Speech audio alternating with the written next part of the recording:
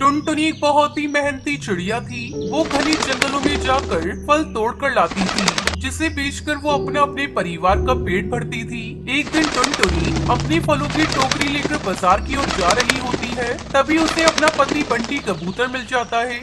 अरे दिन निकला नहीं, चल पड़ी टोकरी उठाकर पूरा दिन बाहर बिता देती है। तब भी हमारे 2 वक्त के भोजन के लाले पड़े रहते हैं। जब ऐसे ही फटे हाल में जीवन बिताना है तो इतनी मेहनत का क्या फायदा।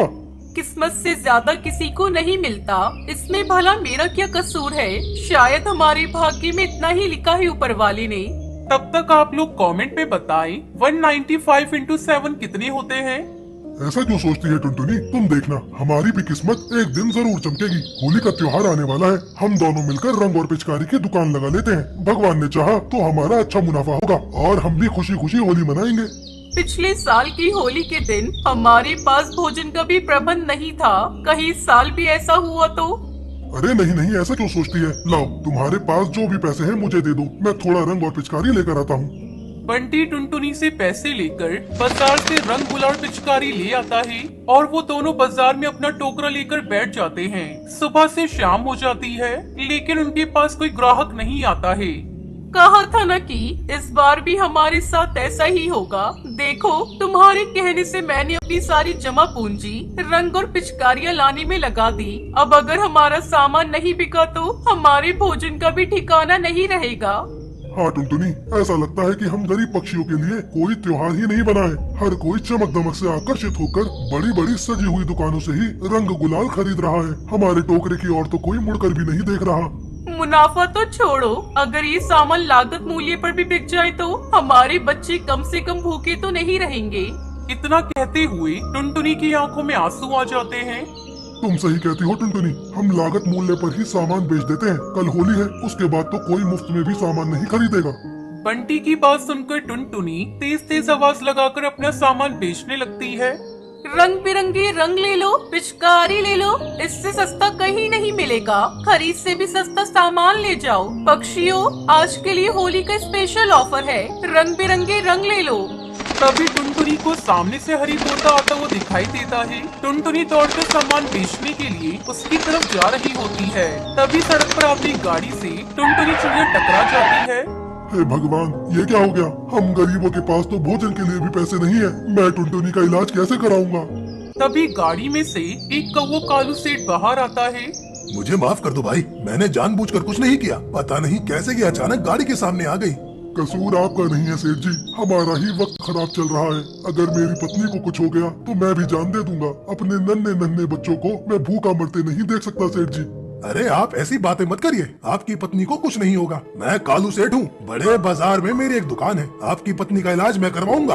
कालू को अपनी गाड़ी में बिठाकर टुनटुनी और बंटी कबूतर को अस्पताल ले जाता है। आप लोगों ने बहुत अच्छा काम किया, जो समय रहते टुनटुनी को अस्पताल ले आए। इनका काफी खून बह गया है, लेकिन इलाज के बाद अभी खतरे से बाहर हैं। उसे होश में आने में कुछ समय लगेगा, उसके बाद आप लोग उससे मिल सकते हैं। कालू को वो टुनटुनी के इलाज का पूरा खर्च उठा लेता है। तभी टुनटुनी को होश आ जाता है। अरे, मैं यहाँ कैसे आ गई? जाने दो मुझे। अगर मेरा सामान नहीं बिका तो मेरे बच्चों की भूख से मौत हो जाएगी। तुम्हारा एक्सीडेंट हुआ था टुनटुनी, वो तो शुक्र है कालू सेठ का जो उन्होंने तुम्हारा इलाज करवाया, नहीं तो पता नहीं क्या हो जाता। अरे हाँ, याद आया, जब मैं उस तोते को रंग बेचने के लिए दौड़ी तो उसी समय कई दिनों से भोजन न करने के कारण मेरा सर चकरा गया। उसके बाद क्या हुआ मुझे कुछ याद नहीं। तुम बिल्कुल भी फिक्र मत करो टुनटुनी, कालू सेठ ने हमारा सारा सामान अच्छे दामों में खरीद लिया है और मुझे अपनी दुकान पर नौकरी दी है। अब हमारी होली भी रंगों से भरी होगी। हमारे बच्चे भी होली के दिन पकवान खाएंगे और रंग उड़ाएंगे। बंटी की बात सुनकर टुनटुनी चिड़िया बहुत खुश हो जाती है। होली के दिन अरे बच्चों, जल्दी जल्दी तैयार हो जाओ, हमें जंगल में सभी पक्षियों के साथ होली खेलने चलना है। अरे वाह पिताजी, आज तो माँ ने कितने अच्छे अच्छे पकवान बनाए हैं। पिछले साल तो होली के दिन हम कितने उदास थे, हमारे पास रंग भी नहीं थे होली खेलने के लिए।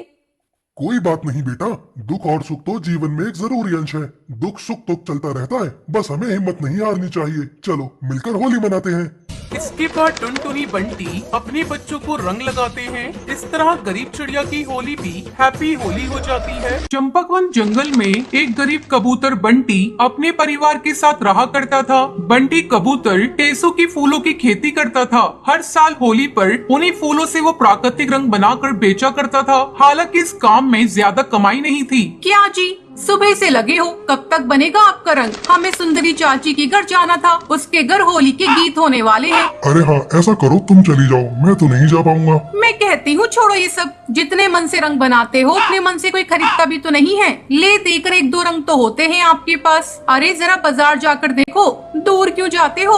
अपने पड़ोसी कालू भैया को ही देख लो, उन्होंने भी इस बार अपनी दुकान में होली पर नई नई चटकीली रंगों से भर रखी है। ऐसे में कौन खरीदेगा तुम्हारी फीके रंग? नहीं टुनटुनी, सब क्या कर रहे हैं ये देखकर मैं अपना काम नहीं छोड़ सकता। मेरे दादा बाबा सभी यही काम करते थे। और तुम्हें पता है टुनटुनी, असली होली तो इन्हीं टेसू के फूलों से खेली जाती है। भगवान श्री कृष्ण भी तो इन्हीं से होली खेलते थे। हाँ, लेकिन तब ये चाइनीज रंग नहीं आते थे बाजार में। समझा करो जी, अब जमाना बदल गया है। तुम कुछ भी कहो टुनटुनी, मैं काम नहीं छोड़ने वाला। मेरा तो इसी काम में मन लगता है। तुम समझते क्यों नहीं हो? तुम समझ नहीं रही हो, ये रंग प्राकृतिक है और जिन रंगों की तुम बात कर रही हो बता भी है कितने खतरनाक होते हैं। ये सब मुझे मत समझाओ। समझा सकते हो तो उन लोगों को समझाओ जो वो रंग खरीदते हैं, और वे भी तुम्हारे रंग से कई ज्यादा कीमत देकर। इतना कहकर टुनटुनी वहाँ से चली जाती है। वो चाहती थी कि बंटी टेसू की फूलों की खेती करने के बजाय कुछ ऐसा करे जिससे उसकी अच्छी कमाई हो, लेकिन बंटी तैयार नहीं था। ये बात सच थी कि बाजार में आने वाले नए नए किस्म के रंगों के मुकाबले उसके रंग ज्यादा नहीं बिकते थे। लेकिन फिर भी जंगल में कुछ पक्षी थे जो अभी भी बंटी से रंग खरीदते थे। अरे बंटी पुत्र, आज दिखा इस बार कैसा रंग बनाया है तूने। राम राम काका, इस बार फूलों की खेती बहुत अच्छी हुई है। देखो कैसे सुर्ख रंग बना है। वाह भाई, रंग तो वाकई बढ़िया है। ला दे थोड़ा सा। अरे काका, थोड़ा सा क्यों? होली नहीं खेलोगे इस बार? और मिट्टू काका नहीं आए इस बार रंग खरीदने? अरे बिट्टू, उसने तो खाट पकड़ ली है। बेटा, वैसे तो मेरा बेटा भी पहले से ही खरीद के ले आया बाजार से रंग, और बच्चों के लिए पिचकारियां भी। लेकिन मैंने तो कह दिया मैं होली खेलूंगा तो सिर्फ बंटी के रंग से। ये लो पैसे। तो अच्छा, मैं चलता हूँ बेटा। रुको काका, ये थोड़े से फूल भी लेते जाओ। जितना रंग बनाया है उतना रंग ही नहीं बिक रहा है, और बनाकर क्या करूँगा? ये फूल भी पड़े पड़े बेकार हो जाएंगे। पूरे जंगल में सिर्फ हरी काका ही थे जिसने पूरे जंगल में बंटी से उसका रंग खरीदा था। बंटी ने बहुत कोशिश करी, लेकिन कोई भी उससे रंग खरीदने को तैयार ही नहीं था। दूसरी तरफ बंटी के पड़ोसी कालू की दुकान खूब जोर शोर से चल रही थी। वे शहर से जो भी रंग खरीद कर लाया था वो होली से पहले ही सारे के सारे बिक गए थे। अरे कालू भैया, कहाँ चल दिए? आज दुकान नहीं खोलना क्या? अरे बंटी, माल हो तब खोलूंगा ना दुकान। कल ही सारा का सारा माल बिक गया। आज मैं शहर जा रहा हूँ माल खरीदने। वैसे तुम्हारा क्या हाल है? कुछ कमाई हुई कि नहीं? नहीं भैया, कलहारी काका आकर लेकर गए थे थोड़ा सा रंग, उसके बाद से तो कोई भी नहीं आया। कोई और आएगा भी नहीं। माफ करना बंटी, तुम्हारा धंधा तो खराब नहीं करना चाहता था। हाँ, लेकिन मुझे भी तो कमाई करनी है। अब तुम्हारी तरह बेवकूफ थोड़ी हूँ। पहले इन बेकार फूलों को उगाने में वक्त, मेहनत और पैसा बर्बाद करूँ, फिर रात दिन लगकर इनसे रंग बनाऊं और फिर बैठकर मक्खियाँ मारूं। अब भी वक्त है, मान लो मेरी बात। मेरी दुकान पर मुझे एक पक्षी की जरूरत है। अच्छा खासा पैसा दे दूंगा तुम्हें। मुझे भी भरोसे का कबूतर मिल जाएगा और तुम्हारी भी मदद हो जाएगी। नहीं भैया, अभी नहीं। मुझे जरूरत हुई तो बताऊंगा आपको। अरे रहने दो बंटी, तुम तो उल्लू हो उल्लू, कुछ नहीं हो सकता तुम्हारा। इतना कहकर कालू कौवा वहाँ से चला जाता है। ऐसा नहीं था कि बंटी को कालू की दुकान पर काम करने से एतराज था, लेकिन सच तो ये है वो अपना पुश्तैनी काम नहीं छोड़ना चाहता था। लेकिन वो जानता था एक न एक दिन पूरा जंगल उसके फूलों की और उसके बनाए गए प्राकृतिक रंग की अहमियत जरूर समझ जाएंगे। देखते ही देखते होली का दिन आ गया। हर तरफ होली की रौनक थी, लेकिन बंटी कबूतर के घर ऐसा नहीं था। मैंने तो पहले ही कहा था, फालतू काम छोड़कर कोई और काम देख लो। अरे कालू भैया की बात मान लेते, कम से कम त्योहार वाले दिन तो खाली हाथ नहीं होते। अभी आते ही होंगे सब पक्षी होली मिलने के लिए। क्या खिलाएंगे उन्हें? अपना गोलू बेचारा भी रो रो के सोया है। उसके सारे दोस्त पिचकारी से होली खेल रहे हैं और उसके पास तो कुछ भी नहीं है। अरे क्यों नहीं है, इतना सारा रंग है तो सही। जाओ बुलाओ बाहर, में खेलूंगा उसके साथ होली। रहने दो जी, बस झूठ बोलकर कोई फायदा नहीं है। बंटी टुनटुनी को समझाने की कोशिश करता है, लेकिन तभी हरी काका अपने पोते रियो के साथ वहाँ आ जाते हैं। अरे बंटी, होली की बहुत बहुत बधाई बेटा। ये लो, बहू ने गुंजिया बनाकर भेजी है। आपको भी होली की बधाई काका। भाभी को मेरी तरफ से धन्यवाद कहना। हैप्पी होली अंकल जी, और थैंक यू। थैंक यू क्यों बोल रहे हो, मैंने क्या किया? आपकी वजह से मैं ठीक हो गया, अब मुझे कहीं भी नहीं जल रहा। रियो की बात बंटी कबूतर को समझ नहीं आ रही थी। उसने हरी काका की तरफ देखा, तब उन्होंने बंटी को बताया। बिल्कुल ठीक कह रहा है, ये पहले 2 दिन खूब होली खेल रहा था। तुम्हारे पड़ोसी कालू की दुकान से लेकर गए थे, ना जाने कैसा तेजाब जैसा रंग दे दिया। इस कालू ने बच्चे की नाजुक खाल जल सी गई। इतना रोया कि कुछ पूछो मत, पूरा शरीर जल रहा था इसका। अच्छा फिर क्या हुआ, डॉक्टर के पास लेकर गए होंगे?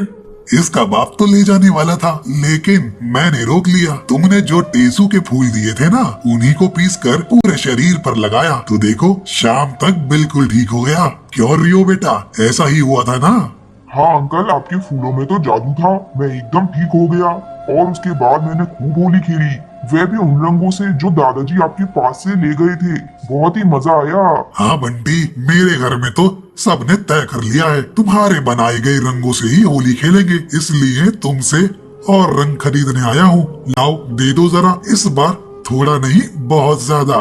हरी काका की बात सुनकर बंटी की आंखों में आंसू आ जाते हैं। वो काका को रंग बांध कर देता है। फिर थोड़ी देर बाद कुछ और पक्षी भी आते हैं और बंटी से रंग ले जाते हैं, साथ ही टेसू के फूल भी। जंगल में जिस किसी ने भी कालू की दुकान से रंग लेकर होली खेली थी, उन सबको एलर्जी हो गई थी। जैसे ही सबको रियो के हुए फायदे का पता चलता है, तो सभी उसके इलाज के लिए बंटी से उसके फूल ले जाने लगे।